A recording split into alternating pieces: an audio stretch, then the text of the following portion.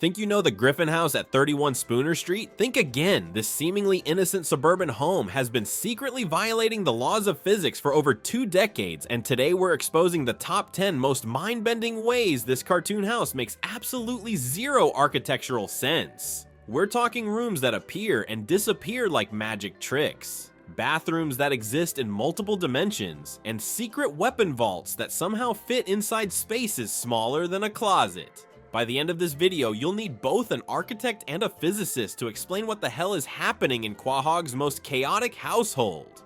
I know, that's crazy. Kicking off our reality-bending countdown at number 10, we have the Griffin family's phantom piano room, a space so forgotten even Lois doesn't use it for its intended purpose. You see that yellow-walled room clearly labeled as the piano room on every house layout? Yeah, well, Lois apparently missed that memo because she drags her piano into the living room for literally every performance, including the show's iconic intro. It's like having a garage and parking your car in the kitchen. It makes zero sense. You can literally see the actual piano room lurking in the background like an abandoned dream, while Lois is out here treating furniture like it's on wheels at an IKEA showroom. The woman has a dedicated music room and chooses to perform concerts in the living room instead. That's not just poor space management, that's a cry for help. Brian, your standards are ridiculously high. But a misused piano room is just the warm-up act, because our next entry proves that the Griffin garage has more identity issues than a teenager with a fake ID.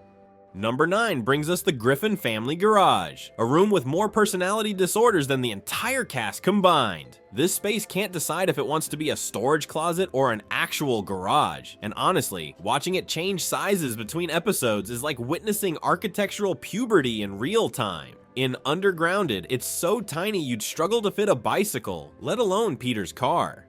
But then in other episodes, suddenly it's spacious enough to host a rave, complete with Peter's workbench appearing and disappearing like it's playing hide and seek with the animators. It's like the garage is having an existential crisis. Am I a storage unit? Am I a workshop? Am I even real? The fact that the animators can't maintain consistent dimensions for a room that appears maybe 5 times in the entire series is both hilarious and deeply concerning. You'd think they'd have one reference photo taped to the wall, but apparently consistency is for quitters.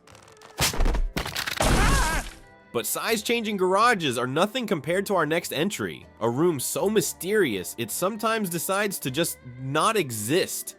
At number 8, we encounter the Griffin sunroom, a space that's simultaneously the most visible and most invisible room in the entire house. This room appears in literally every establishing shot of the Griffin home, yet it gets less screen time than a Marvel cameo. It's like the architectural equivalent of being famous for being invisible. Here's where it gets absolutely bonkers. Sometimes the sunroom just vanishes completely. And you can't do that on television, Peter. What should be the door to this beautifully lit, rarely used paradise becomes a random closet instead. The room literally transforms into storage space like some kind of architectural transformer. Sunroom, roll out. Nope. It's a broom closet now. The writers have created a room that exists in a quantum state. It's both there and not there until someone observes it. Schrodinger's sunroom, if you will. This room has appeared in exactly 4 major scenes across 20+ seasons, making it rarer than a unicorn and twice as mysterious.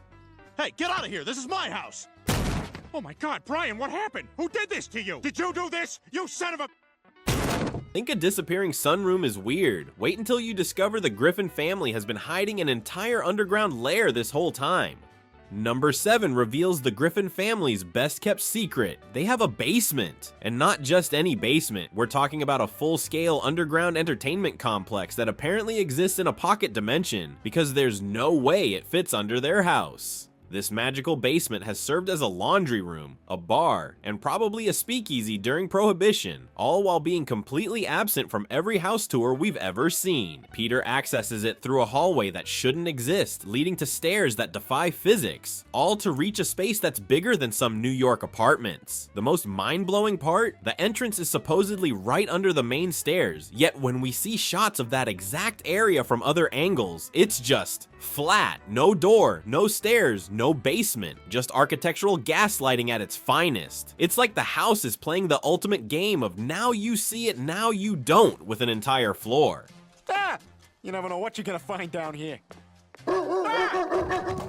But underground mysteries are child's play compared to the bathroom chaos happening on the second floor. At number 6, we dive into the Griffin family's bathroom situation, which makes less sense than a screen door on a submarine. These bathrooms don't just move locations, they change colors, switch positions, and apparently exist in multiple dimensions simultaneously. We've got the main bathroom that's yellow and pink, except when it's blue, or sometimes yellow that turns blue mid-scene, like it's having a mood swing. Then there's the master bathroom that can't decide if it wants to be on the left or right side of the room. It's like bathroom Russian roulette every time someone needs to use the facilities. And don't even get me started on Herbert's impossible peeping angles. This man is apparently looking through windows that don't exist, at bathrooms that aren't there, from positions that violate the laws of geometry. Herbert's not just a creepy neighbor, he's an interdimensional voyeur with access to parallel bathroom reality. All right, I couldn't find your toys, so why don't you just play with this blow dryer and these rattles? But bathroom confusion is nothing compared to what happens when we venture into the mysterious attic space. Number 5 takes us to one of the most iconic scenes in Family Guy history, Peter's legendary Godfather rant. I did not care for the Godfather. Which takes place in a panic room that absolutely cannot exist in the Griffin attic. This metal fortress is supposedly crammed into an attic space so small a hamster would feel claustrophobic. We're talking about a high-tech security bunker with room for the entire family, complete with surveillance systems and enough space to pace around dramatically while delivering controversial movie opinions. Yet when we actually see the attic in other episodes, it's so tiny that Stewie can barely fit his evil schemes up there, let alone a panic room the size of a bank vault. The house's roofline makes it physically impossible for this space to exist. Those second floor windows reach almost to the peak. It's like trying to fit a Boeing 747 in a garage and then acting surprised when the wings stick out. The Griffin family isn't just breaking reality, they're using it as kindling. But impossible panic rooms are just the opening act for our next entry, where Stewie's room becomes a gateway to architectural impossibility. At number 4, we encounter the most blatant violation of spatial physics in the entire series, Stewie's secret weapons room. Hey, Stewie. What's up, big guy? This underground fortress of evil somehow exists inside a space that should theoretically be occupied by Chris's bedroom, creating a paradox that would make Einstein weep. Picture this. Stewie opens what appears to be a wall in his room, revealing a massive underground armory complete with ray guns, missiles, and enough firepower to conquer a small country. The only problem, that wall leads directly into his brother's room. It's like having a secret passage that goes through your neighbor's kitchen. It's impressive, but it makes zero architectural sense. Even if we assume the rooms magically switched positions, this weapons vault would be jutting out the back of the house like a concrete tumor, visible to every neighbor in Quahog. Yet somehow, it remains completely hidden while being larger than most people's entire homes. Stewie hasn't just mastered evil science, he's mastered evil architecture. Think Stewie's impossible weapons room is mind-bending? Our next 3 entries will make you question the very fabric of cartoon reality. Taking the bronze medal at number 3 is the Griffin family's mysterious hallway system that leads everywhere and nowhere simultaneously. This isn't just poor planning, this is a masterclass in how to make a house layout that defies the very concept of spatial relationships. We've got hallways that should connect to multiple rooms but somehow just end.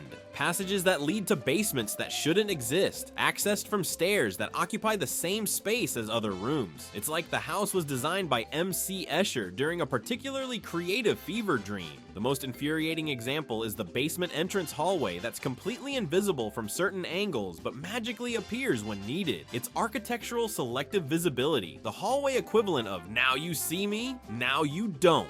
The Griffin house doesn't just have rooms, it has rooms that exist in a parallel dimension where physics goes to die. Okay, but be careful opening the closet, cause that's where the evil monkey lives.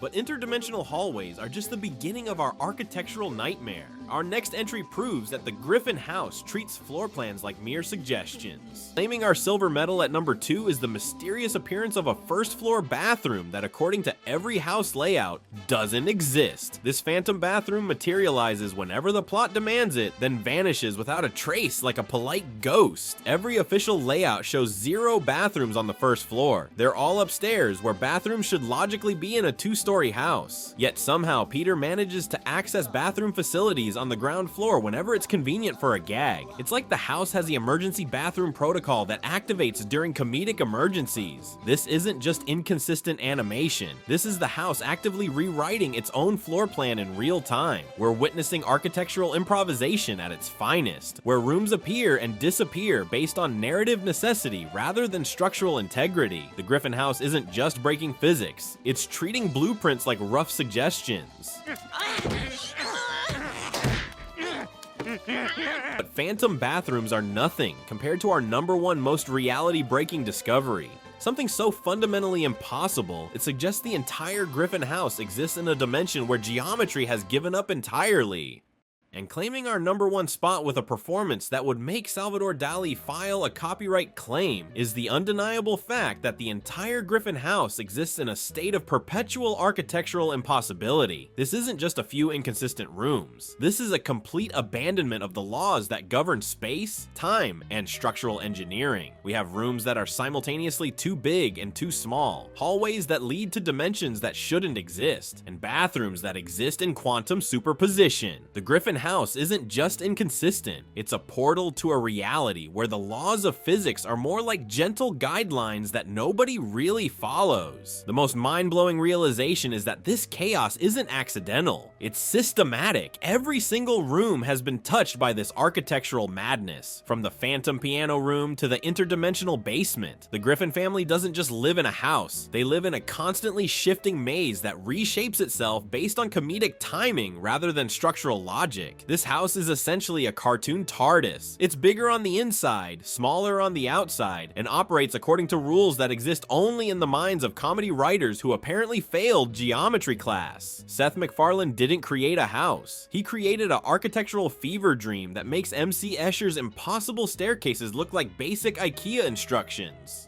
And there you have it, the top 10 ways the Griffin house at 31 Spooner Street completely destroys our understanding of basic architecture, physics, and spatial relationships. From disappearing rooms to interdimensional weapon vaults, this house has redefined what it means to be structurally unsound in the most entertaining way possible. Which reality-breaking room left you questioning your own understanding of geometry? Did I miss any impossible architectural crimes against humanity? Drop your thoughts in the comments below, and maybe include your own theories about how this house manages to exist without collapsing into a cartoon black hole. If you enjoyed watching me slowly descend into madness while trying to map a house that apparently exists in multiple dimensions simultaneously, smash that like button and subscribe for more cartoon analysis that definitely won't require therapy afterward. Ring that notification bell because trust me, after this deep dive into architectural impossibility, you'll want to be prepared for whatever other animated physics violations I uncover next.